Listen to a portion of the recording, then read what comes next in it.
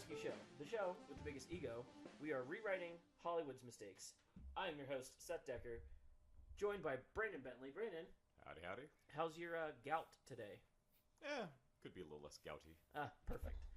Also, our West Coast affiliate, Devin Grubb, is joining us from San Diego. Is that where you are today? Yep, concurrently.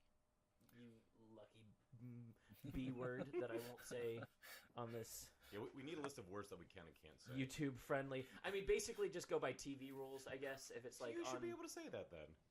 You can say bastard on TV? Yeah. Oh. Like we're watching old episodes of Seinfeld. They were saying bastard and son of a bitch. And Oh, well, yeah. Then I guess we won't Look, get all to we gotta Who do, knows? is keep the first 10 minutes super clean, and then we can say anything we want after that. Theoretically, That's true. just dodge S and F. But You'll be fine. I'm mostly worried about the angry moms when their 14-year-old kids are listening to this blaring in their room somewhere. So. Oh, jeez. Oh, yeah, this is what 14-year-olds play in their rooms. Sure. I like that world that you live in. podcast. To be fair, my growing experience was probably not something to be relied upon. So. Yeah, probably not. Hey, guys, I have a question. Okay. What did you think of Wonder Woman, the movie? Proof that the DCEU can possibly not suck. Oh, true. Yeah. Yeah, I mean, it was close to a great movie. I'll put it that way. Yes. Close, Yeah. yes. So what I want to do is fix it. Yeah, you've been That's what we do you've on been this working on podcast. this for a long time.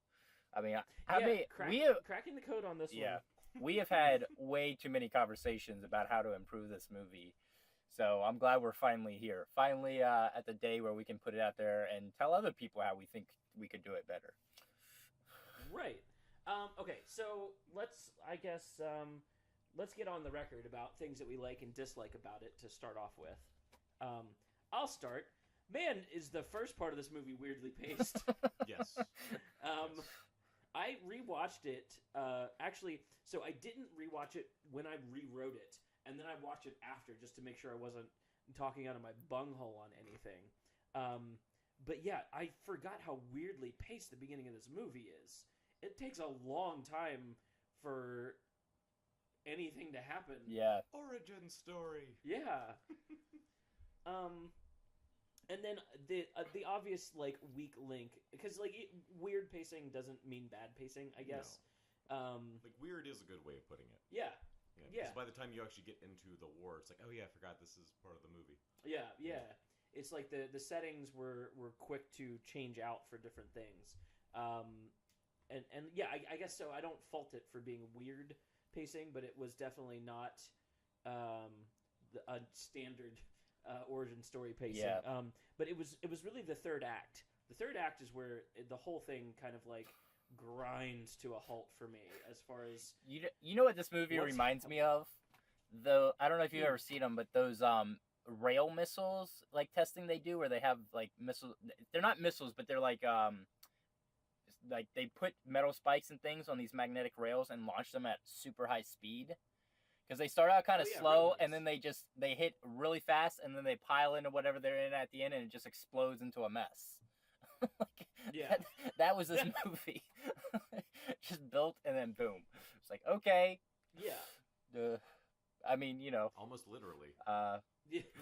Yeah, very almost literally. I guess I have one weird complaint, which I don't know if it really should be a complaint.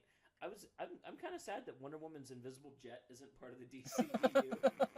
I'm sorry. Hey, it might be in Wonder Woman 84. I think we've already seen an image of her on wires or something in DC. So they're saying, hey, we might have an Invisit jet. Yeah, I mean, Marvel is doing stuff with cloaking, so I don't see why DC can't.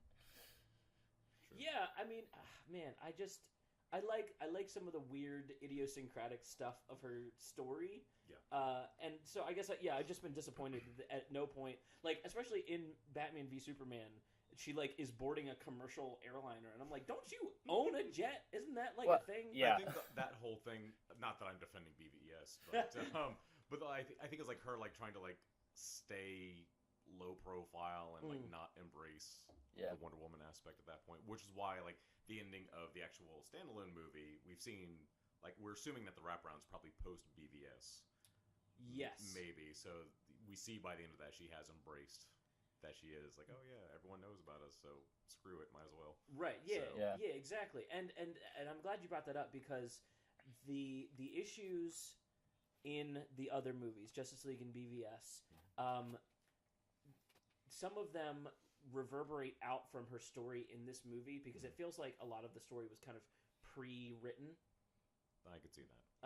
Especially having to like pull in that picture and like have that picture make sense from Batman v Superman in a movie that's going to come out after but set before. They kind of write themselves into a little hole there. Oh yeah.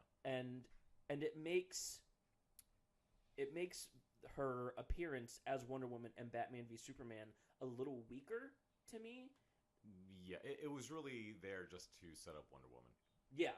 I mean, without a doubt. I mean, at least in a much better way than the other three characters. Oh my god, yeah. Like, hey, let's watch this trailer in the middle of the movie, which is essentially what this sequence is. Right. Where everyone has their own icon on the computer. Yeah. That's how it works. Not just a regular file folder. But this isn't about BVS. Hey, yeah, exactly. I'm not. I refuse to myself. rescue that movie. That's too hard. You're asking too much. The other side of that too is at the point that this was made, DC was still trying to take themselves seriously. And I think we're seeing a shift away from that, which means we could get like really great stuff now. Hopefully. A Shazam, if you will. Yeah.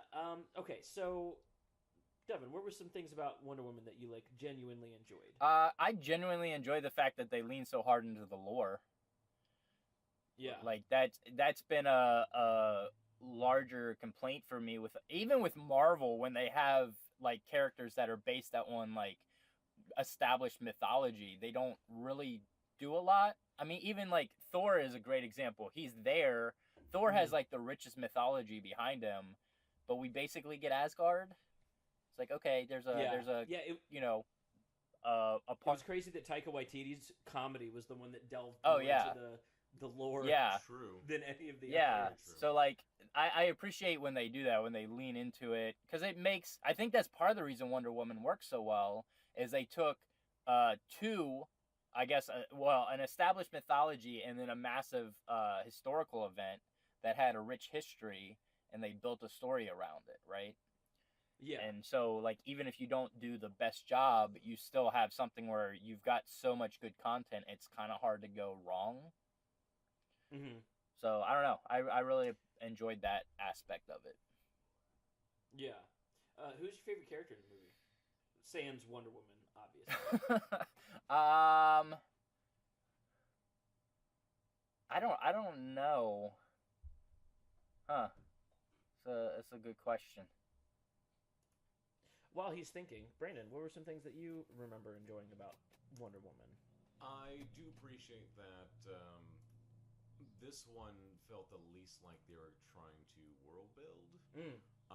As I've said in the past, world building is one of those make or break things where if it's done right, it's great, like John Wick Chapter 2. Yeah. When it's done poorly, like Batman v Superman, you get Batman v Superman. But I feel like in the Tommy case said of... we're not talking about that anymore. It's knee jerk. No, because I when you go a little further back to like Man of Steel, I wouldn't really say that one had too much world building. That was still relatively isolated. I mean, granted, you saw like the satellite that had the Wayne logo on it, but still, Wonder Woman and LexCorp on the truck that he exactly, yeah. But with Wonder Woman, I felt like it definitely worked the best by itself and had a good quality as well.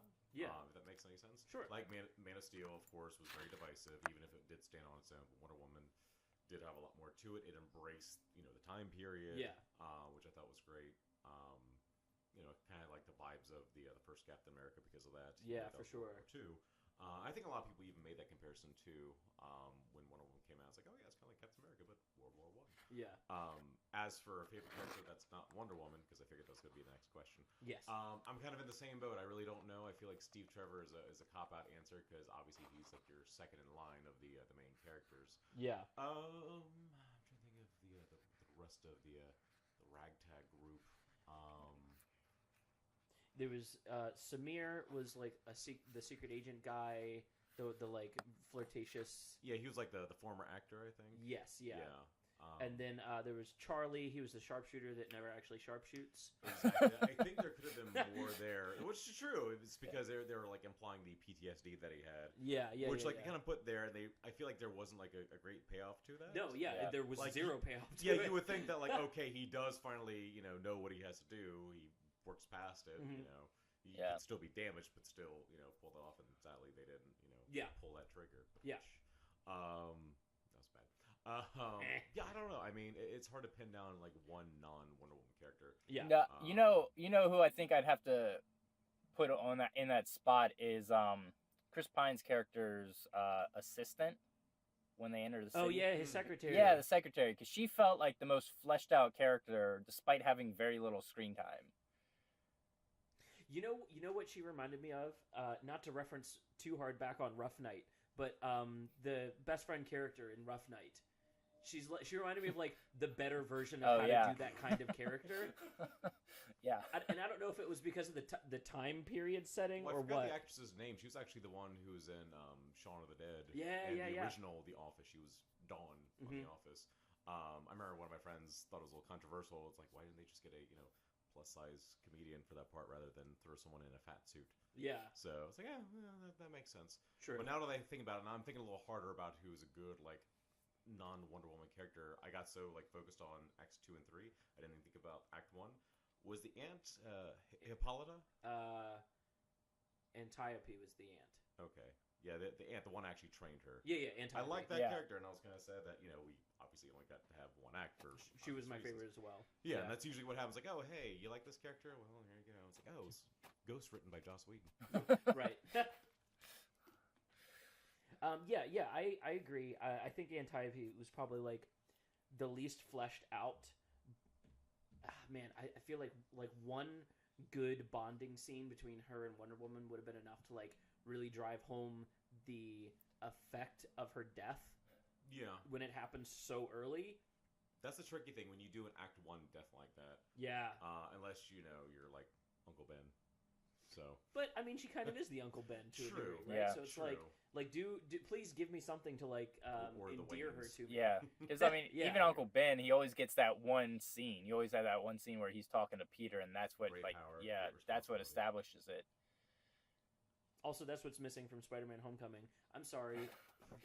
I know nobody wants to see the Uncle Ben thing for the third time. They're afraid to bring it back up. Yeah. So it'll come around. I think they're building their way up to it.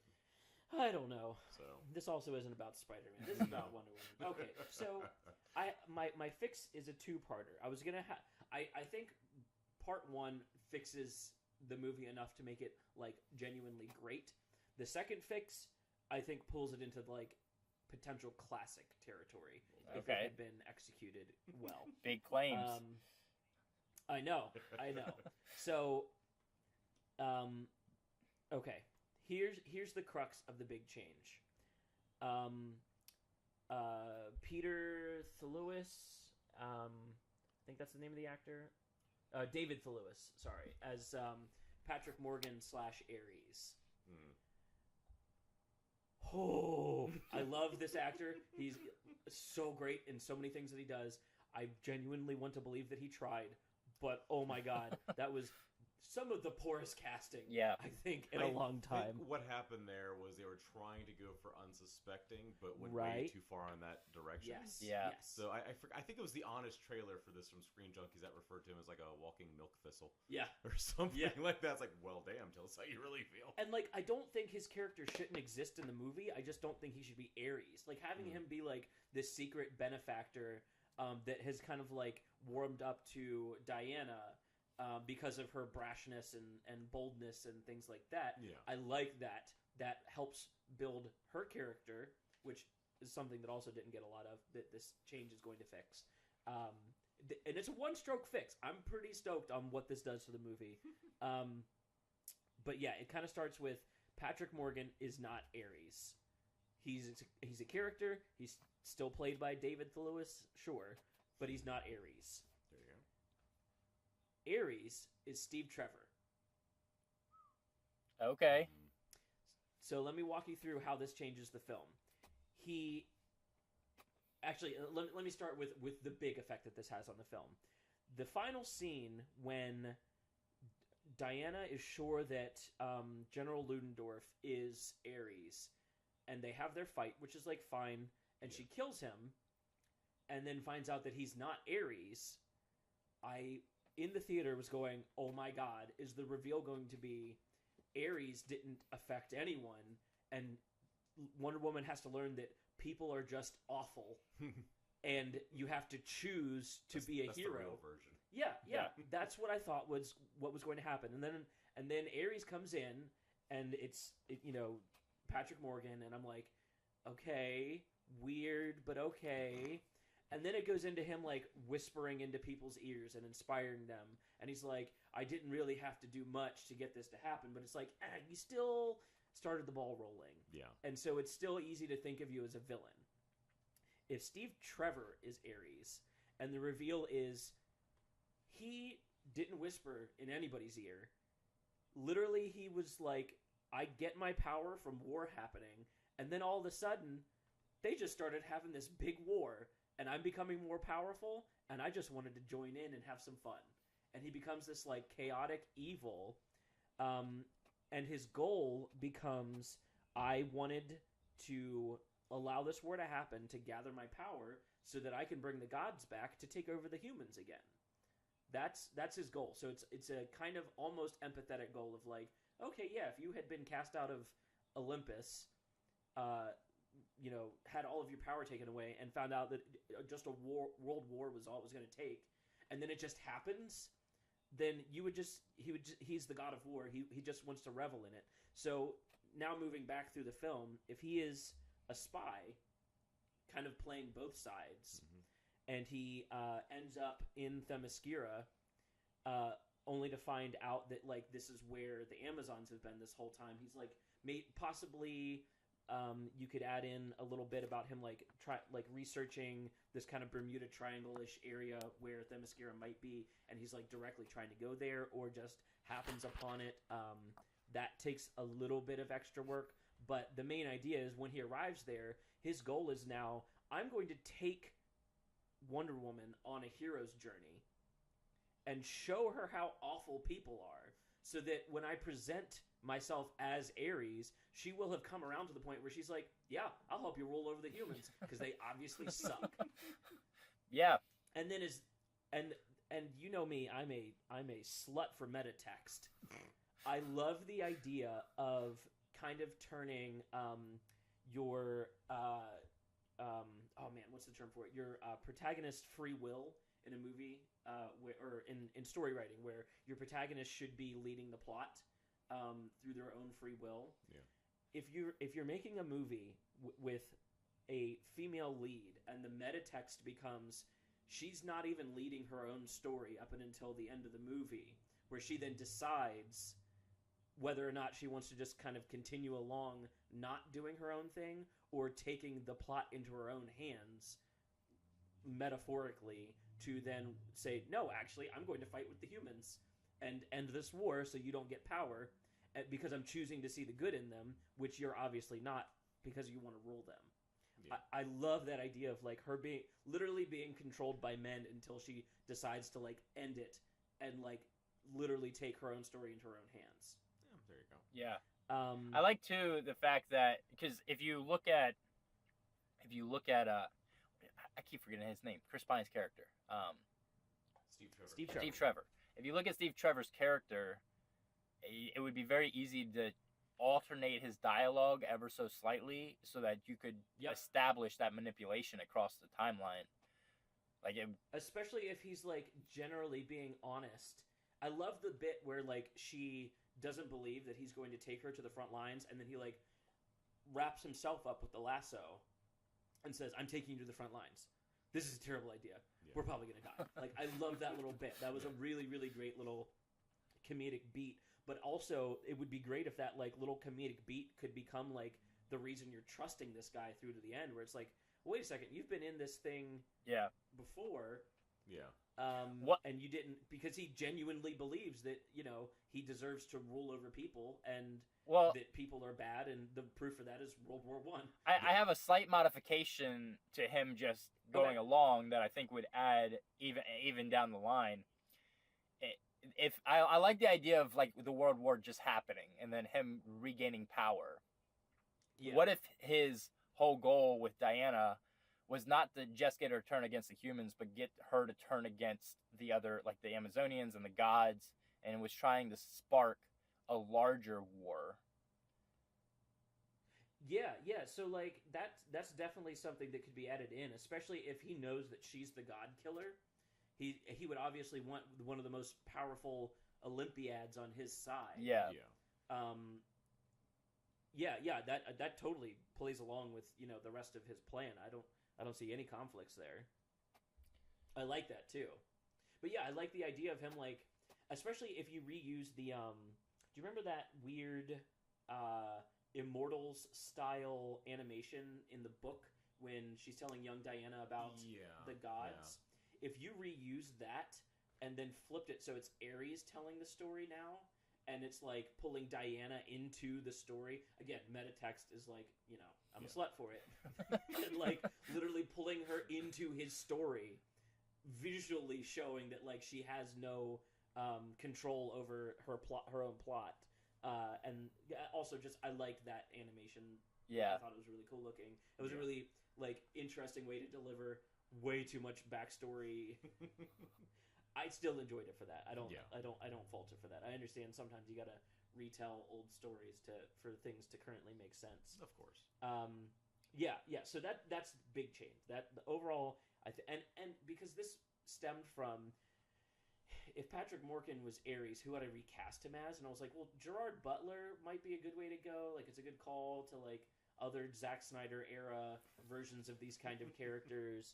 Visually, it could make sense, but then I'm like, I don't know. It's like it would be very obvious he's probably the villain pretty early. And then I was like, man, I wish Chris Pine could be the villain, because he totally looks unassuming enough that you're like, oh, he's a hero. But then when he switches, you're like, oh man, he could probably like fight Diana and do pretty good. Yeah, true. Whereas like David Thewlis, like, I'm sorry, I did not for a second believe that he was like powerful enough to fight Diana. Yeah, and that's how they get you. Right. So that's kind of where the inspiration for this came from, and I was like, well, let me trace this back and see how this changes the story. And then this leads me into part 2. There's a couple little things that I think could help build this up, especially if Ares is kind of consciously taking her on a hero's journey. I think there should be another small villain. So we have Dr. Ludendorff General Ludendorff, is the like bigger war villain that she's worried about. Underneath him, you have Dr. Maru. That's Dr. Poison from the comics. She was the one trying to like make this new super mustard gas hydrogen-based instead of sulfur-based, which is actually kind of scary if you look into the chemistry of it. It's like, ooh, because it'll bond through the air instead of having to have its own sulfur base. And then I think I wanted to add another character towards the beginning of when she first gets to London. And the character from the comics, his name is Dr. Psycho. And his backstory is that he is a very short, like 5'5", 5'6", something like that, misogynist racist that is well-versed in psychology and hypnosis. So think like, who's that mentalist that you and I like, Devin? That Darren Brown. Yeah, Darren Brown. Think like Darren Brown, but shorter and awful. And he just like, you know, in the comics, he's a psychologist. I want to change his backstory to be a gun runner, and he's running guns for both sides. He's just there to make profit, and he hates women, and he hates other races. And so this is like, I think I wanted this to be Wonder Woman's first kind of battle when she gets to our world. And essentially, I want it to replace the scene where they get attacked by the spies, and the one takes cyanide when he's about to get caught. Oh yeah. Because that, like, A, didn't lead to anything, and B, like, I still don't understand what its total purpose was in the movie. So I think it'd be really cool if, like, especially if Steve Trevor's kind of, like, leading her on this journey. Like, he informs her about this guy and that he's, you know, an arms dealer. And then during the fight, she finds out that he's an arms dealer for both sides. And this is her first introduction into the idea that, like, maybe the good guys aren't as good as they seem. Yeah. And, again, metatext, she literally gets to, like, take down a misogynist in, you know, her girl power movie. I love that idea. Well, it also... you know why they did the cyanide thing? Why?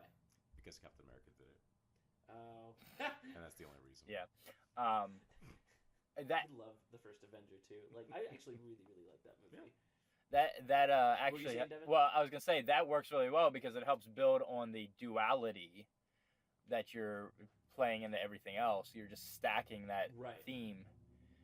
Like I think that's the shift here. That's like really with these changes. That's the major shift. Is the theme of the movie becomes the duality of human nature.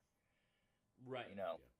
Yeah. And is it worth protecting something that can always potentially go bad? Yeah. Yeah. You know what I mean? Like there's no good happy ending. Like you're always going to be teetering on that razor's edge of like things could go bad at any minute. Is this worth defending? Yeah, and you just have to constantly make that decision to fight for what's right. Yeah. Fight for the right to party. Yeah. Just like the Beastie Boys. Yeah, and then so basically he represents like man's ability to like hate or man's misuse of I guess control. And then Dr. Poison, I want her to represent man's misuse of science because she's, you know, obviously like trying to create this like super poison. And if she's another character that Wonder Woman takes down, especially because at the beginning, Wonder Woman's really well read on the sciences and history and literature and language and things like that. So when she comes to our world, I think I want her to be expecting to find like good men and good uses of science, and she's, you know, very abrasively kind of comes in contact with like men as they really are in leadership and, you know, people as they really are making you know, poisons with science instead of helping people. And then Ludendorff would represent man's misuse of power. And this is the lesson that like Steve Trevor is trying to teach her throughout is like, look at how man has misused the control given to them by the gods disappearing. Yeah. Look at how they've misused the science that they developed for good. Look at the way they've misused the power that they've been able to amass. And just like these are his three lessons, so that by the time we get to the confrontation after she kills General Ludendorff, it's like, hey, I've taken you on a hero's journey, just like the ones you read about in all this old folklore. You know, just like the story and the story of Hippolyta, her mother, and Antiope. Like, I've taken you literally on the journeys that your mentors went through, but I'm helping you arrive at the decision that, like, people aren't good. Yeah. Well, I want you to join me. And if you can weave in also the fact that, like, it's a repeating cycle, you know, because that's obviously the big thing is, like, your ancestors have gone through this exact same thing, and it's still happening. Right.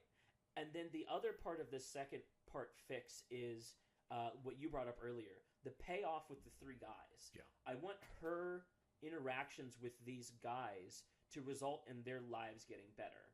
Yeah. Exactly. That like that's the good permeating off of her. So she helps Charlie get over his PTSD in the final battle, and he's able to like help them as they attack the mustard gas warehouse. Yeah. I want her to like help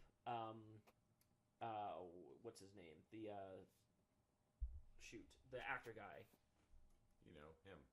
You know, that guy. Samir. There you go. If his character is like cowardly and womanizing, I want her interactions with them to lead him to like respect women and to want to help and fight even with, you know, without the aid of money. Because like there was little payoffs here and there, but they didn't feel weaved together well. Yeah.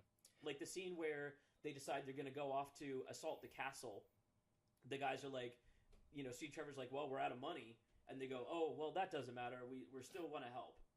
And it's like, where did you set up that the shift happened? Yeah. You know what I mean? And that, I think, a little extra payoff to that, A, kind of fleshes them out as characters, but B, adds to the good and allows Wonder Woman to look back over this hero's journey that she's been on and be like, oh no, I have been helpful. Pickles is commandeering the desk.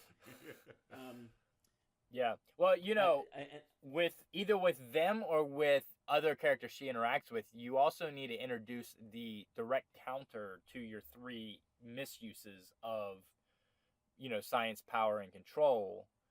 Yeah. Which they don't have to be in as big a way, but if you can introduce like small examples of those things being used for good throughout the movie. Yeah.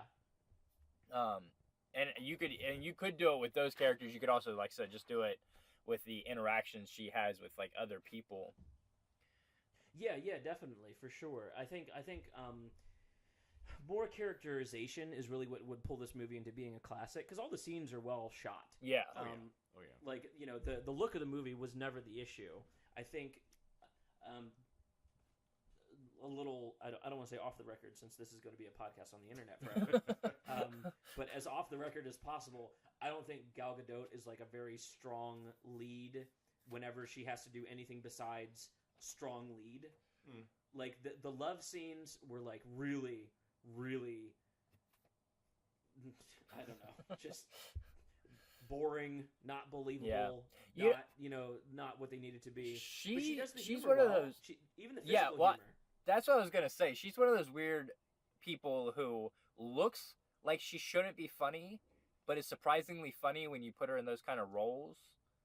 Like that, and I think that's where she thrives. Like, you need her to not have a super serious position. She needs to be able to play it in that field, because otherwise she ends up being a little flat. Right. Yeah, and like, I don't want to say, because like all the other actors in this like really help carry the movie. And I think giving her more of an arc with this really, maybe even like plays into those weaknesses and turns them into strengths in the way it's like, possibly. oh yeah, she's like a weak character because she's being like led like a lamb to slaughter through this hero's like this forced set up hero's journey. Yeah. And then the switch around when she decides that like men are worth defending even if they're not all good. That I think the big thing that helps me with that is the other movies. So think about Batman v Superman.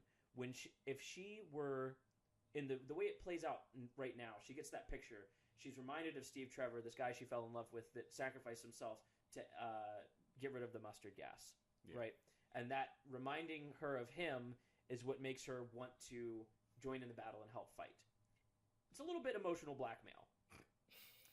If the new change is that she gets this picture and she's reminded of the evils that men can do and how like tricky they can be and how it was her intervention that stopped it, that changes, I think, in Batman v Superman. It makes it more believable why she would show up on the battlefield. It's like, all right, so yeah, you reminded me about Ares. And like, Bruce Wayne doesn't even have to know that that's Ares, but enough that it's like, all right, yeah, you reminded me that I did good at one point. I want to help again. And then it also helps in Justice League, because one of the weakest parts of Justice League was her like bringing up Steve Trevor a lot, and it was like, it's been like 80 years. Yeah. Like, you should be good by now. Yeah. You would think. But if he's a villain, then her bringing him up is like, that was her first like actual, change of character. Yeah. And bringing that up consistently is like, I learned this huge lesson from this, weird thing that happened to me during World War I. I think it actually permeates out into the DCEU in a really cool way. Yeah. And then if Ares were ever to come back, you get him to be Chris Pine, and now like he is a good lead villain potentially to be reused. See, now on that note, we obviously don't know yet why he's coming back in Wonder Woman 1984. Yeah. Yeah. So it'd be kind of hilarious if they do something like your idea, after the fact, obviously, but it's like, oh, he's come back to help somehow, but he ends up being a villain in some capacity. I'm gonna laugh my ass off. Oh my god, yeah, if I guessed it, I mean... well, you were trying to fix the first movie. That's what they do for the second movie. And that's part of what you do when you write a sequel, right? Is you go back over the movie and be like, where did I misstep? What can I reuse? What can I build off of? What can I... So, very potentially, they could have had the same thoughts that I did rewatching. Yeah. Of like, yeah, he probably would have been better as bad guy. That's, I mean, actually probably one of my shorter pitches because the change is minute. There's other little things that I would do here and there. I would want to condense and truncate the front half of the movie, and kind of make it more about Wonder Woman and Antiope and how Antiope kind of informed her view of the world as being maybe a little narrow-minded, a little like good versus evil. And then getting out into the world, her character development becomes like, oh, people are complicated, and sometimes they're shitty. Now, would you have gone this route? Sometimes this works, and sometimes this doesn't. Where that first act would have been split up and sprinkled throughout as flashbacks, parallel to.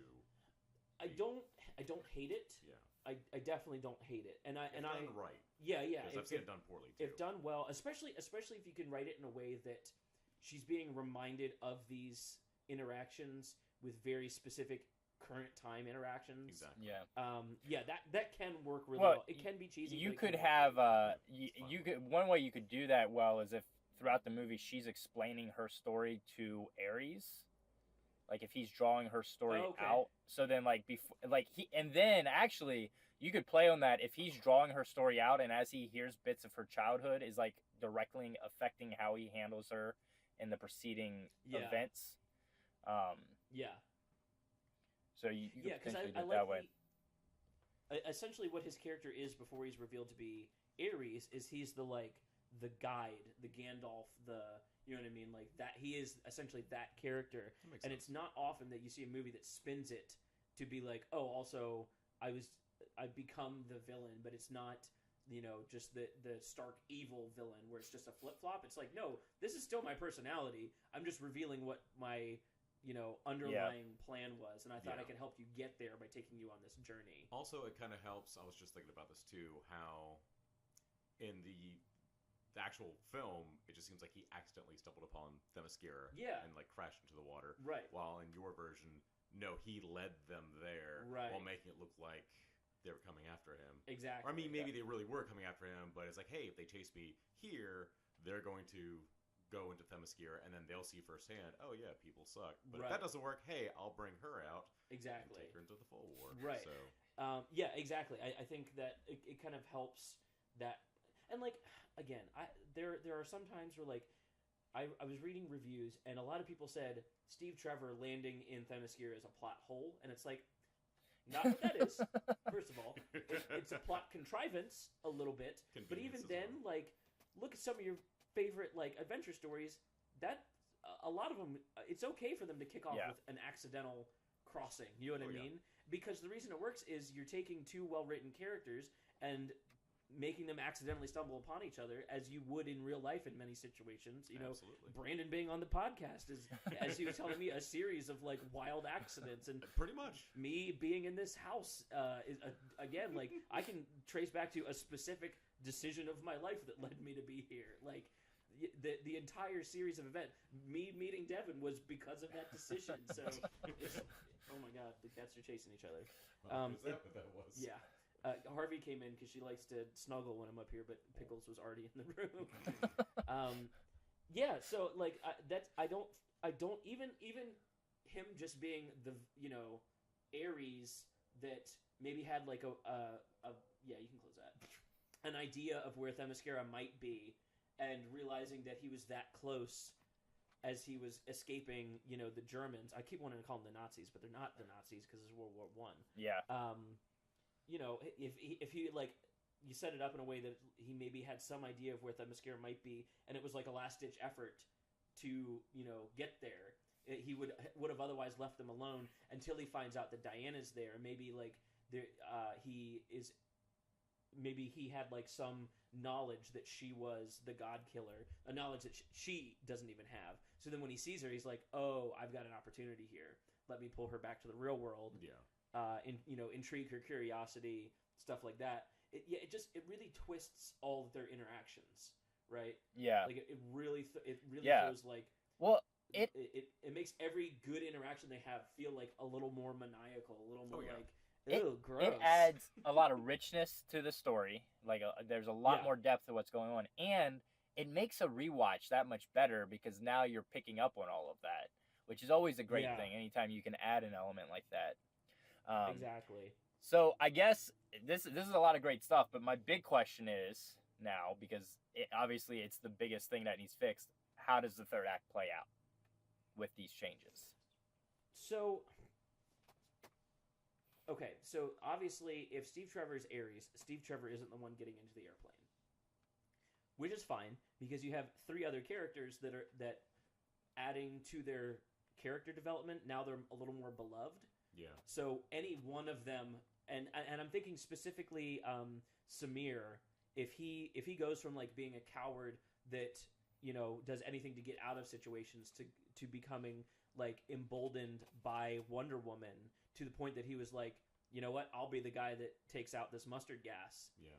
Also, I don't even know if anyone has to die to take out the mustard gas, because you would think there would be parachutes around an airbase. Like you think once they got high enough. Yeah, like you plant a bomb, jump out, blows up in the sky, you survive. Yeah. And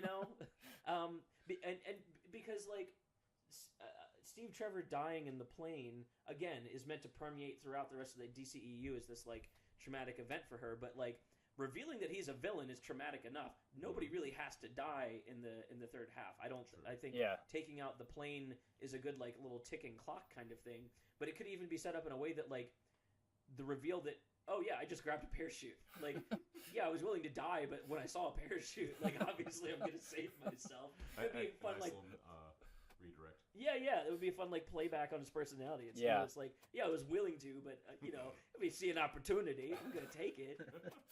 It'd be a really fun, playful way to like maybe reintroduce some humor after this dark ending. Now, okay, so to address your question, the telekinesis metal armor suit that he forms around himself, I think, if done practically on Chris Pine, maybe wouldn't look so bad. To make it fully CGI, I don't know why anybody still thinks that's a good idea. Like, for character design specifically, it's like I get sometimes you have to go full CGI. Right. Man of Steel, it's hard to do that final battle practically in a way that looks really good. Yeah. I think you could do it. I do genuinely think there's a way to do it. Zack Snyder's vision for it wouldn't have worked with that, but I do think there's almost always a way to get around it. So the whole like again, because this change takes away the need for her to like that's the part of the finale where she has to decide if she's gonna crush Dr. Poison with a tank or not. And she like, because it's basically harping on the same idea of like, are people we're saving even if they're bad. I don't think that has to happen if now the fight becomes like, I'm fighting on behalf of people, because even if we keep this plane from going, Ares is obviously now powerful enough that he can start fighting humans towards a takeover. So now she has to unleash her Wonder Woman innate god killer power to fight him, and I think it changes the stakes in a way that it can become a good head-to-head battle. I don't think if the comparison is Man of Steel, I don't think the finale of that, besides him killing Zod, which I don't have an issue with, I understand why people have an issue with it. I don't think you're dumb if you have an issue with it. I just personally kind of liked it. I think in that case, a little side note is I think people are like, oh, he's supposed to be like Batman. Batman doesn't kill, so Superman shouldn't. It's like, well, that's its own rabbit hole, and I have for the basically those reasons is why I'm okay with it. It's a very deep rabbit hole. Well, I mean, yeah, and if it's just topically like Superman decides to stop killing or not ever kill again because he was forced into a situation where he had to that one time and like end his race. I think if you ever check out Nando V Movies, he's got a 3-part series on how he would fix Man of Steel. One of those fixes kind of changes that the death of Zod to be more impactful and a part of his character development. Yeah. But if this is like the comparison that you'll make to Wonder Woman, it's like, does it just end with two people duking it out on a airstrip? I think the end could still happen in the castle, and that would be more interesting looking. Maybe do some like Highlander nods in there. You've got potential locations, and because they're so powerful, I don't think they have to stick to the airstrip. Like, I think they did that because it was a green screen room, and it was just like, we'll just do this all in one location and have it all happen here. But like the actual fight, I think could be choreographed to look really cool. Yeah. The way I think it would really play out great is the way they did the gods action scenes in Immortals. Did you ever see that movie from like 2006 with Superman? Yes, with Superman. I've not actually. It is way better than it looked. Was it 2006 or 2011? Because I think they were like pushing like the whole 11-11-11 thing on that. Oh yeah, you might be right actually. Yeah. Like, that's the only thing I remember from the marketing. It's like 11-11-11. That's right. No, yeah, you are right. I'm thinking 2006. I think maybe for a different. Superman Returns. Yeah, maybe that is what I'm thinking. I forget. Anyways, Immortals. The way they did the final action beats when the gods come to Earth to fight was wild looking. And I think I mentioned a little while ago, I think the final scene of Immortals, where all the gods are fighting in the sky in like zero-G, slow-mo, it looks like a Michelangelo painting come to life. Oh my god. I just rewatched Immortals like last year, and so like it's stuck in my mind. It's like, why didn't more people go to see this? It was really awesome looking. It was like if Zack Snyder made beautiful awesome things instead of just really cool looking awesome things. Which again, like I love his visual style. I think 300 looks great. I think just call him emo Michael Bay. Yeah. I think if you my pitch is essentially, to boil it down, make the final fight move locations a little bit away from the airfield eventually, especially if she can be far enough away to see the plane explode as it's flown away. And if he use that as an attack on her, like obviously even you're not wholly good because you let that guy go die in an airplane when you could have been the one taking it out instead of whatever. However you want to play that out. Yeah. I'm not a dialogue guy. Get off my back.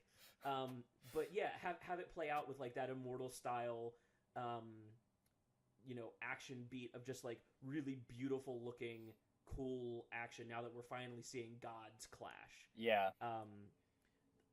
That's my pitch for how to end it. Don't do just CGI fire with CGI metal costume guy with CGI tank.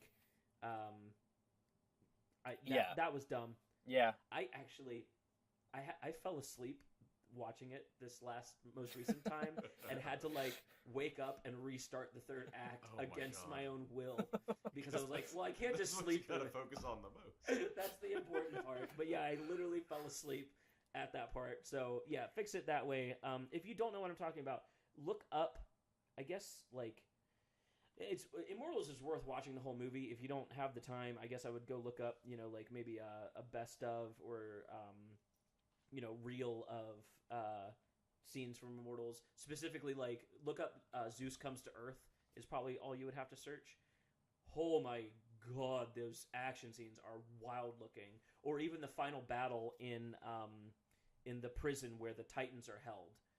When the Titans get out and the gods are trying to fight them and defeat them. I didn't think I'd watch this, but as you're talking about it, I think I'm like getting pictures in my brain. And it's one of those movies where it's like, oh, that's right. Some people still treat movies like they're art. Yeah. Like, What? Yeah, because like it's the whole thing's desaturated, and I think like specifically made to kind of ape Zack Snyder's style. Well, it's funny because I just pulled up the poster and I forgot it says from the producers of 300. Yeah. Oh yeah. Yeah. I think they were playing off of that, but then the director, I think he's kind of known for like really artistic movies. I can't remember his name. He's got like a weird Tarsum Singh. That's right. I'm all over the Wikipedia right now. Yeah. Yeah. If you look at his filmography, he's known for doing like beautiful movies. So I think what it was is like the producers had this film. They came to him and he was like, "Okay, I can do some cool stuff with like ancient Greek gods." Yeah, that's my execution for the end. Make it just look like really that, because that's your chance to go off the rails. Explosions and fire doesn't mean off the rails. No. Visually go off the rails with this. Maybe even have some like some Ares demigods that can be involved in the final fight. The sad part is the battle in that tiny village that happens prior to this was a better looking scene. Oh yeah, it was so much cooler. Yeah, so like build on that concept, and Yeah. See, in that case, CG was used to assist rather than be a crutch. Exactly. Yeah. Exactly. So, like that's how CG should be done. Like, hey, do what you can on set and then add to it. Don't do CG and then add practical around that. Unless you're David Fincher and you do CG to get a very perfect scene and then nobody notices that it's CG. Like that's the wildest thing, watching the like after credits stuff, or not after credits, the like behind the scenes stuff of David Fincher stuff. And he's like, "Oh yeah, I didn't like the background, so I just digitally removed it and put my own in. Very specifically placed this bush here because I just liked it there." And I've actually seen some like CG reels from movies, and then I was like, "Wait, that was CG?" Just because they didn't like how the location looked? Well, pick another location. Yeah. What the hell? I mean, is like, do you only have like such a limit on like where you can pick? I don't know. Like even like the first Expendables, like I saw like a before and after. It's like, really, they use CG there to make that field look grassier? It's like, okay, sure. I guess we can do that. That's my overall pitch. That's my overall fix. Steve Trevor's Ares, flesh out those side characters, give them a little Spielbergian spin. Yeah. And then give me like a really bonkers looking final act. Like really show me how powerful she is. I think that's part of it.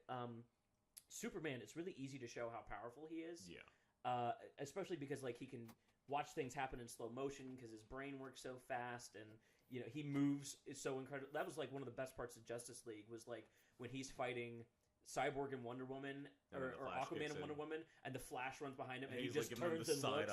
And I was like, that like in the theater I was like, oh, that was awesome. And the look on Flash's face, like, how'd he do that? there was definitely some like good aspects in Justice League that I think like start to show those off in the side movies. Like make it really cool looking, that when Wonder Woman finally clashes with Superman in Justice League, you're like, oh, this is gonna go ham for. Well, especially this is the thing too. Wasn't like bad for a TV movie. Oh yeah. True. The thing is, like, Sci-Fi Channel. Superman is just powerful, right? Like he's not trained; he's just insanely powerful. Wonder Woman is a trained warrior, and yet most of her fighting doesn't look like it. Like you know what she needs? She needs the Black Widow treatment. Like she needs that. Like not only is she insanely strong, but she's like legitimately highly skilled as a fighter. Right. And that would make like you know the body spin throwdown. Oh move yeah. They have like all female action. Oh, like the wrap around the neck. Yeah. Imagine Wonder Woman doing that and then just like breaking your back. You know what I mean? It's like, we want to show you what this would look like if we did those like female action beats, but with Superman's strength. It's not going to go well. Need to reel in Heidi Moneymaker to double for Gal Gadot. Right, yeah. I think she's actually the one who doubles for Johansson. Yeah. Now I remember that name because it just sounds like a fake name. Oh, yeah. Heidi Moneymaker. It's like, okay, sure. Well, you're making your money, and we know how, because you look awesome when you do your thing. So that's my... I mean, like, tonally, the tone of this movie's fine. Like, the look of this movie's fine. The casting, besides... Well, okay, and again, I don't want to say casting David Thewlis was like a bad choice. He's a great actor. It was just the wrong role to put him in. It was less about him and more about the character choice on the creator's part. Right. Rather than him. It definitely wasn't him. So. No, I really genuinely, like, he threw himself at the role. Like, he didn't. Yeah, like I said earlier, they just tried way too hard to go for the unassuming look. Right, He definitely looks unassuming. Yeah, unassuming is... Even more so than he did in the Harry Potter films. So, yeah. There's that.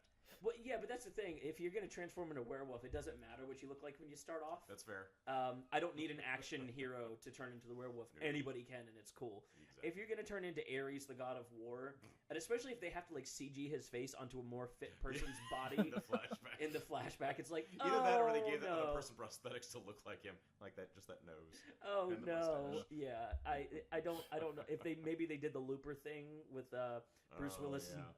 I don't know. I don't know how they did it. It just wasn't great. But like, No. yeah, the comedy beats in this held up for me. Like, I've seen this movie 2 or 3 times now. I still laugh at a bunch of the stuff. Like it's got classic moments. It really drops the ball at the end. And like, what was the budget on this? This was $100+ million, right? I'm sure.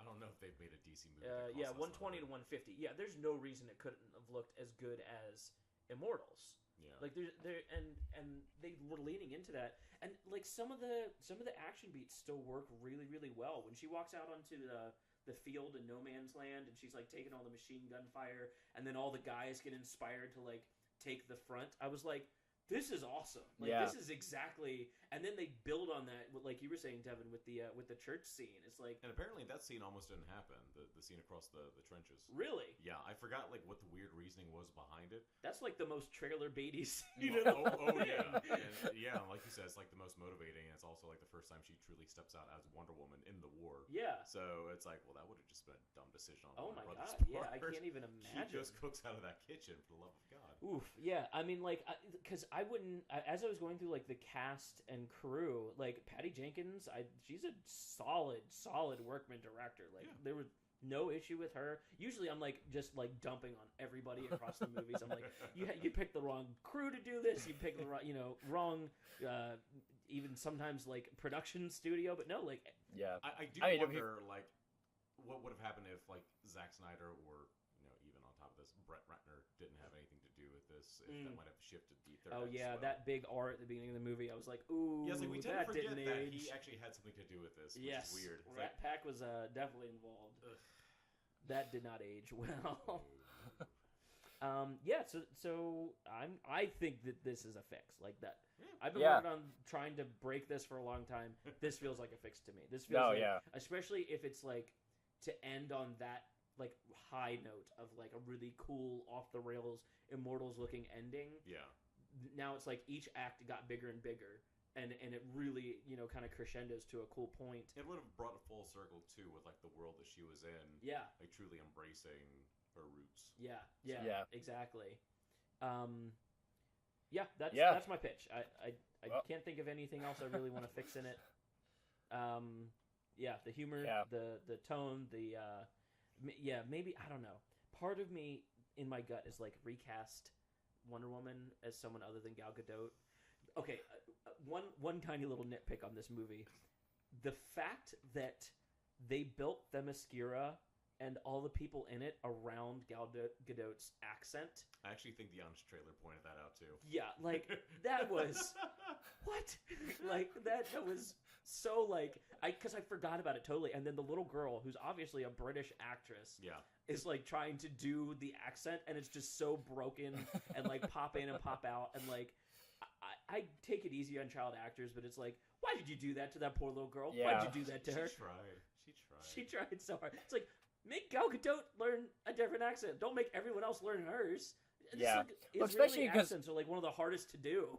Well, yeah, well, that, but also the way Gal Gadot specifically handles the Israeli accent is very unique.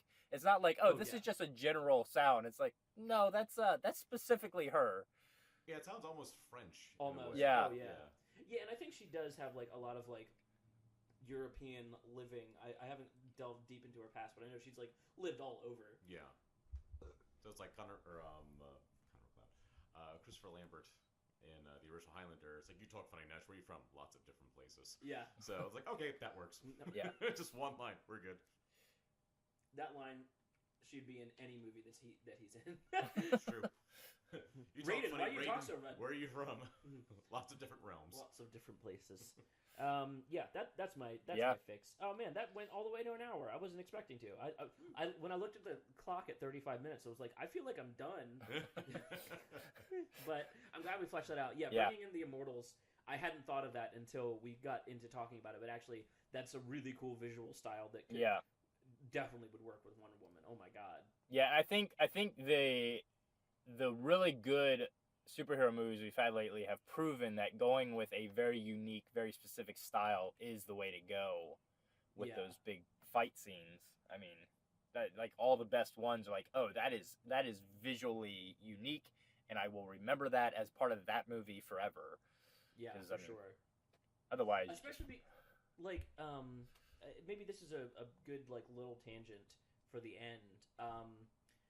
Something that the Avengers movies didn't do a lot of, and the Justice League movies didn't have enough to go from, but tried to do, was when you set up a style for a hero and then you have a crossover movie, referencing that style in specific scenes really adds to the crossover nature. Actually, you know what movie did it really well? Glass. Using like the styles from Unbreakable and Split, it really like pulled them both in the scenes where it was pertinent, and then in the scenes where you had all of them together, it felt like wholly its own movie. If you watch the Avengers movie, the Tony Stark scenes don't feel like Iron Man scenes from the other excuse me, Iron Man movies. The Hulk scenes felt nothing like the Incredible Hulk, which I don't blame them for not trying to do. Yeah, it's like they're not completely ignoring the Norton film, but right? It's like that exists. The Captain America bits feel out of place, but also that may be part of like his, some like visual storytelling for him of he is out of place himself. So. Right, but then like Justice League, the Batman scene at the beginning felt like something from a Batman movie.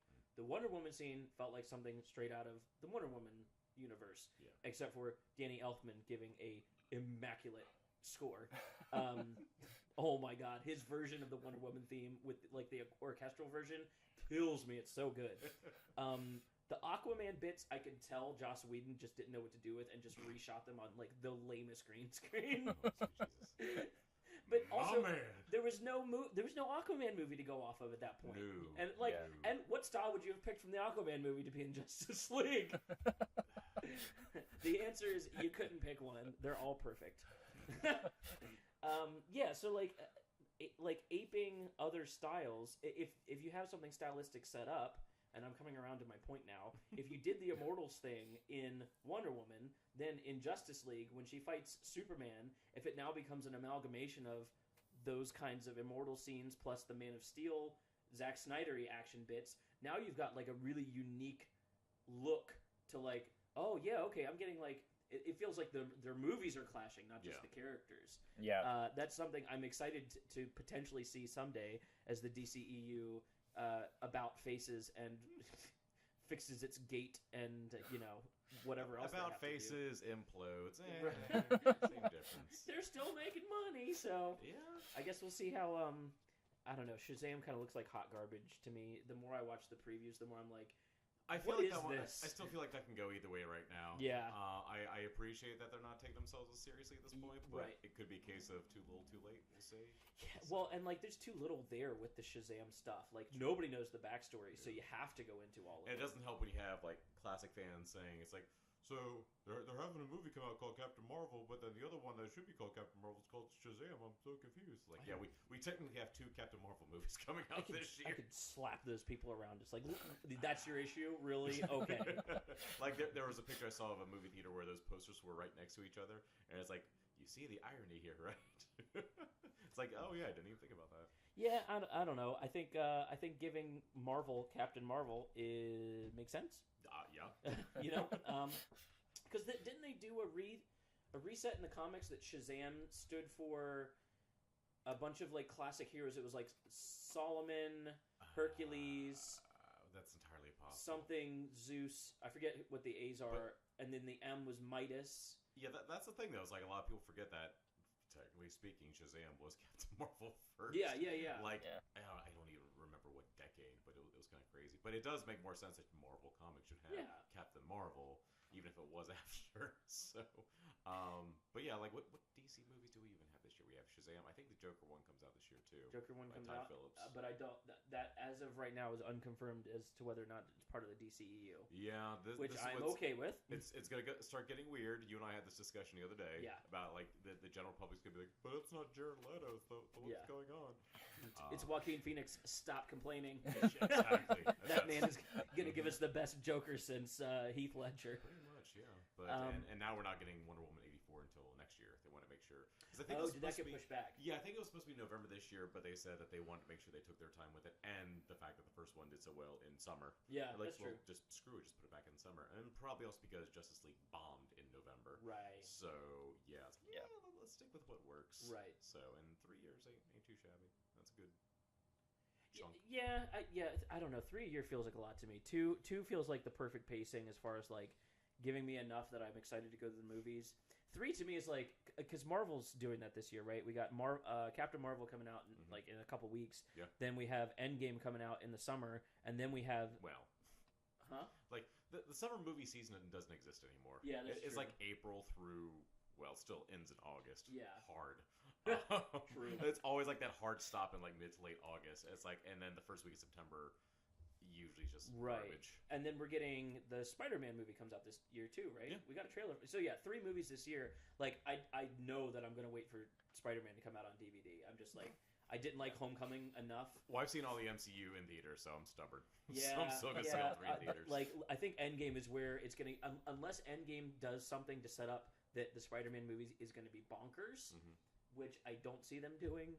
Unless it does that, I think Endgame is gonna be the last one where I'm like, I'm always going to go see them in theaters. That's fair. And the fact that, they basically nerfed themselves with the trailer at all for Spider-Man Far From Home. It's like, oh, yeah, Peter's still around. But someone did point out, and I never would have caught this, only people who analyze every frame would, that his passport doesn't have the dates on there. Right. And I was like, oh, okay. Yeah. Although apparently the head of Sony already spoiled that allegedly takes place right after Endgame. It's like, well, bite me.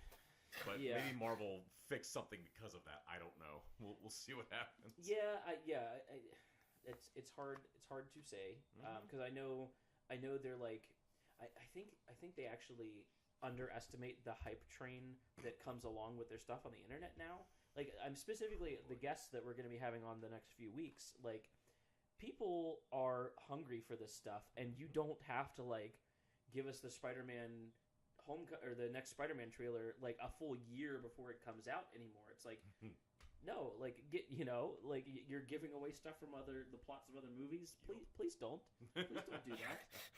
Endgame's the only one I'm really like actually excited for because I don't know how to recover from Infinity War in a way that's like satisfying. And I know that they were I think they were written and filmed at the same time. Yeah, they had like a month break or something like that between the two. Like, hey, we got a month, and we'll get right back to it. Right. Because at first their plan was to actually, like, not even film them back to back, but, like, just film them all at once. So, like, one day they could have been filming something for Infinity War, the next day they could have been doing Endgame. They're like, that sounds like a terrible idea. Yeah. Exactly. Like, why don't we just keep them separate since we're already going to do them, like, a year apart, and they're going to be... It was, as everyone knows now, Infinity War Part 1, Infinity War Part 2, and they're like, well, they're going to be so different that... Yeah, and when I said that, I was like, nah, that's just BS. They just want to, make it fancy. Then you see the first trailer for Endgame, you're like, oh, no, now I get it. Yeah. This is very different from Infinity War. And then that Super Bowl spot even more so. It's like, well, that looks bleak. Right. Like, even DC is like, really? Yeah. But you got to earn You your stole our bleakness. color palette. Exactly. My theory is, and this is a whole other rabbit hole, I'm going to make it very brief, is that with the talk about DC, obviously, and now Marvel, doing bleak or brooding or anything like that. I feel like if the character's not already like that, bleak and brooding is not a bad thing as long as you earn that. Right. Yeah. Like, I feel like once you've already had your characters established, how their personalities really are and their typical tone. Yeah. And you see them drop down to that bleak and brooding moment you want to see them get back out of. Yeah. And that's what I mean by like earning it. So like when we see these trailers for Endgame, you see everybody in this bad place. It's like, oh, this is not how it should be. They need to get back out of it. Yeah. I feel like that's why it works better rather than, say, Man of Steel, where you already have Superman like that when he's really not supposed to be. Yeah. And that's why it works for Batman, because he is supposed to be. Right. Superman, no. If you had something like, I don't want to say Superman Returns, but you like tonally like the first two, let's say the Richard Donner film and the Richard Lester film, Superman 1 and 2, and then something like Man of Steel where it's dark, and then work your way back out. Right. So it's almost victorious when, you've reclaimed that. Yeah. So I feel like that's why it works for Marvel when they do dark and brooding. Yeah. Because they don't start, they go back and forth. And this, I mean, I'm trying to think back. Like, I think Thor: The Dark World was the most, like, dark and brooding MCU movie so far. Winter Soldier, I think, to a degree. The Russos have definitely been good at that. So I'm interested. Like, the more I think about Endgame, the more I feel like they haven't so much painted themselves into a corner as like painted themselves into a vacuum of space where it's like you could do anything. Yeah. But oh man, people are not going to be happy if you do some very specific things. Yeah. I've lost count of how many articles I've seen on a daily basis saying, "Oh, this in-game theory means that this thing could happen." It's like, yeah, theory. Yeah. Oh, yeah. Stop it! Like, there's so many slow news days on these websites. Apparently. Oh, yeah. It's like, oh, this in-game theory that was on Reddit, like several pages down, says that this might be what happens. Like, okay. I think as things sit right now, I was actually team let the heroes stay dead after Infinity War. I was like, that would be a wild way to continue your series on. Like, actually kill off half your characters. But by keeping the OG Avengers, exactly, it's just going to be more of the same. So I think it's going to be a flip. Not that the OG Avengers are all going to die, but I think there's going to be a variety of things that will cause them to disperse. Yeah. And the newer ones will come back and then do their thing. No, I don't think... I feel like out of all the ones that might potentially die, I'm still leaning towards Iron Man / Tony Stark. I think Captain America, Steve Rogers, will end up back in time with Peggy. It just seems too happy, man. I It want him to die. I want him to die. But he's gone through enough hell. That's the thing. I think Tony Stark's had the better life than Steve Rogers at this point. It's true.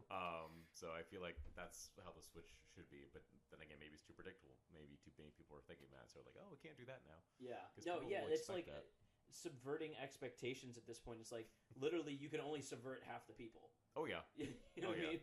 Like, well, there's half of the subverting. Right. Yeah, I don't know. I don't know how they're gonna do it. And that's why I'm so interested to see it. Captain Marvel looks good. Devin and I were just talking about it before the podcast. Apparently, they're getting like troll bombed on Rotten Tomatoes on the audience score. Yeah. Which is like the movie's not even out. Like you're just showing your tiny little pecker doing it that way. Like wait until the movie's out. Like if you're gonna orchestrate this like big thing, wait until the movie's out. They're then it's believable. They're blinded by their own fedoras. Right. My trailway slipped down a little too far. Yeah, like I'm excited for it, but I'm not like I think because there's a lot of story they have to do before they can even get into the Infinity War parts. True. Assuming they even get into those bits at all. Yeah, like I've read like what blurbs I've read so far, because of course there's that thing nowadays where you have the social media embargo, then the actual review embargo. It's usually like a week or two apart, right? So they can only say so much. Apparently, they said like the '90s aspect, they hit the nail right on the head. Yeah, it doesn't like beat you over the head with the '90s nostalgia, but it's like it's just enough. Yeah, which I like. Just enough '90s. Exactly. So my guess is it's probably going to end in such a way that we find out why she's been gone all this time. Why Nick Fury had to bust out with the intergalactic beeper. Yeah. In the end credit scene of Infinity War. Do you think that's why Endgame is going to be coming out so close to Captain Marvel? Because like as far as release dates, this is the closest any of the movies have been together. Probably because it's only like a month and a half. Yeah. Like it's even closer than Black Panther and Infinity War were, and that was already like really close. Oh like, yeah, but that was like 2 months apart, I think. Black Panther came out in February? Yeah. And then it was the end of April. Yeah. Yeah, because they bumped up both Avengers films a week. Right. The main reason why they did that with Infinity War was actually because all the other countries were already getting the Avengers films, like the first one in Age of Ultron, the last weekend in April, and we were getting them the first week of May, because that was just Marvel weekend, basically, at this point. But because of spoilers and everything, you get everybody else in the world seeing this movie, the internet would just get flooded with all the spoilers. Yeah. It's like, oh, so this is what happens here, and that's what happens there, and, so that's why, like, we're going to try to minimize that window. We'll just release it everywhere the same day. And they decided, okay, we're just going to do the same with Endgame, which is why we're getting it late April again. Right. April 26th, in fact, although technically the 25th at like 7 p.m. I don't even know why they say that anymore. Like, that's become the thing now. Like, Thursday night. I miss midnight screenings. Yeah, like that's how it used to be, Yeah. and then it like kept creeping up. It was like midnight, 10 o'clock, 8 o'clock. Now it's 7. Yeah. It hasn't gone further than that. I don't know what that loophole is or what. I don't either. I think it's dumb. I very like. dumb. I think you should have to suffer and leave a theater at 2:30 in the morning if you're going to go see it early. And So I've done that. So I did that a ton. Oh man, I remember doing that with Iron Man 2 and just like walking out into the parking lot at 2 o'clock in the morning. Oh my God, it's Thor! Oh my God, I miss those simpler times. Yeah, But I don't miss that version of Thor. Yeah, that's a good place to wrap it up, I guess. Yeah. superhero movie. Oh no, tangents. actually, I have a better place to wrap it up. I have a Okay. pitch. Cool. Which there's never going to be a way for me to integrate it into the podcast unless it becomes a movie, and I don't see it ever becoming a movie. So I just want to pitch it because I'm obsessed with it. The character Moon Knight from Marvel Comics. Okay. I figured out his movie. Okay. It's The Raid. You do Moon Knight The Raid. Basically, same plot. This is just, I mean, literally, you could CGI Moon Knight into The Raid, and I would be very happy. But, like, essentially just do that movie. See, Just- I love The Raid, but know nothing about Moon Knight. Okay, so Moon Knight is, like, kind of Marvel's Batman, Okay. except for what if Bruce Wayne wasn't a billionaire super genius, but was, in fact, a actual schizophrenic hosted... who is a host body for real Egyptian gods Sure. that give him like demigod powers.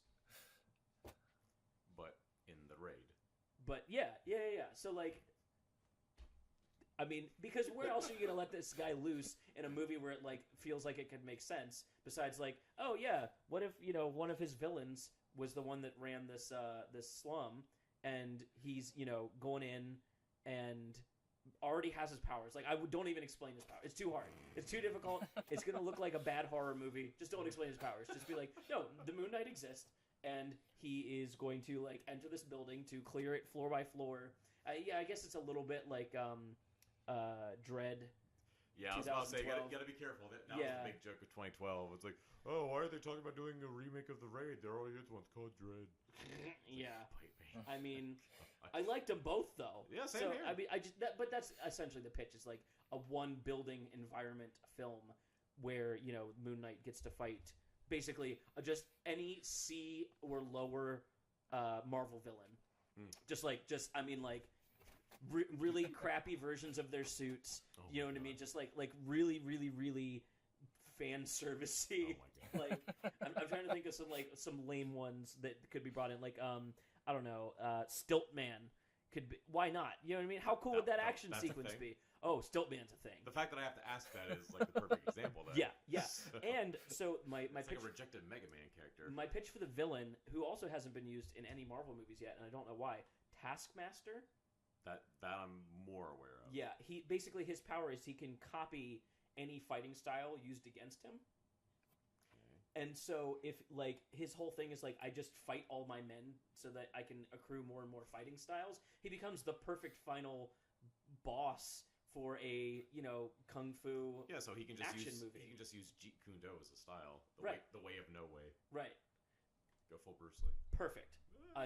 That's my pitch.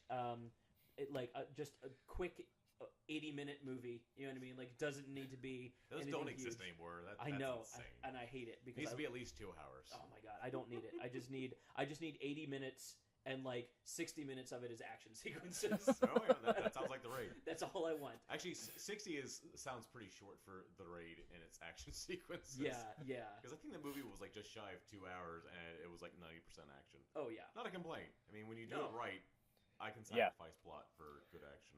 When done right. And then if you do a sequel to it, just don't do The Raid 2. That's all I ask. Because it'd be too obvious at that point. Yeah. Don't give away my game, guys. Come on. Yeah. Come on. If you want somebody to direct it, don't pick me. But I will come to set and get paid for the idea, I guess. There you go, Marvel. That means you're an executive producer. Perfect.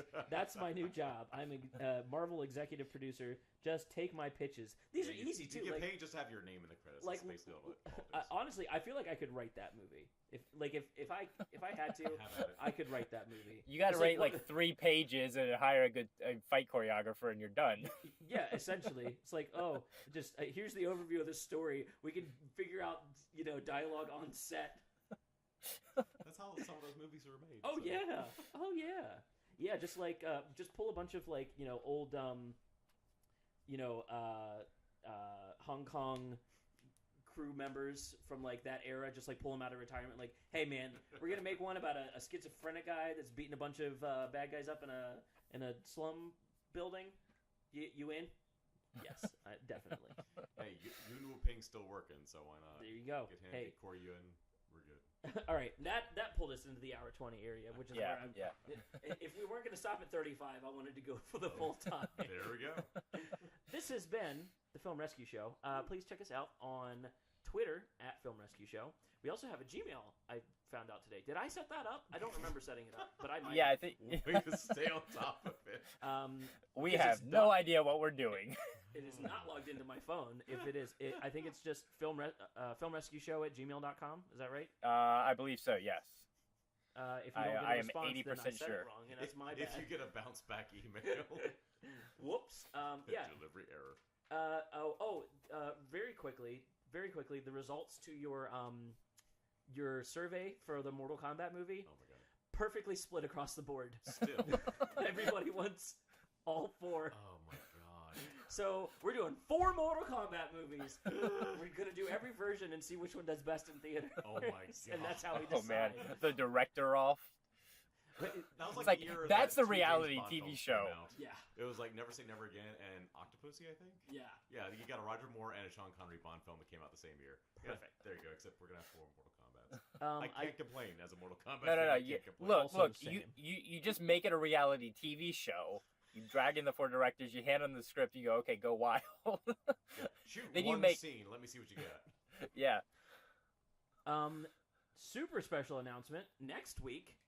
Patrick Willems, he's going to be a guest on the podcast. Yes. How do we do that? He has not, as of yet, decided what he's going to be pitching for us. It may be his Batman Beyond pitch, which I'm excited for. It also might not, but we will tweet whatever he lets us know, and you will know what to watch in preparation.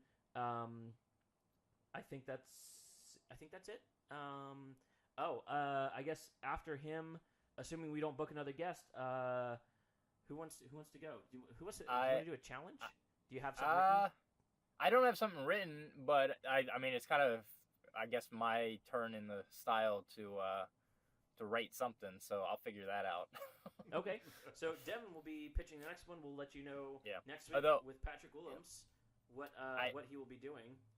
I do have a potential future challenge though, but I got to figure out the actual challenge, so that might be. I'm ready for a challenge. Sadly, I will be MIA next weekend, as we discovered. Dun, dun, dun. Yeah. Of all the times for that to happen.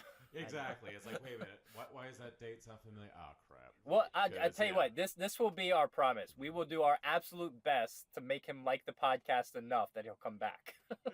Yeah, see, you two are the ones with experience. I'm still the noob here. Right. Like, for that first year, I will still refer to myself as the noob. And by year, I mean, like, from the beginning of this year, not including my basically cameo from last year, and I did nothing after that all of 2018. So, from, like, January to January, I'm the noob. Deal. So, unless we replace you with a different host. that's what Jesus. Hey, that's the Film Rescue Show. Thanks for listening. See you next time.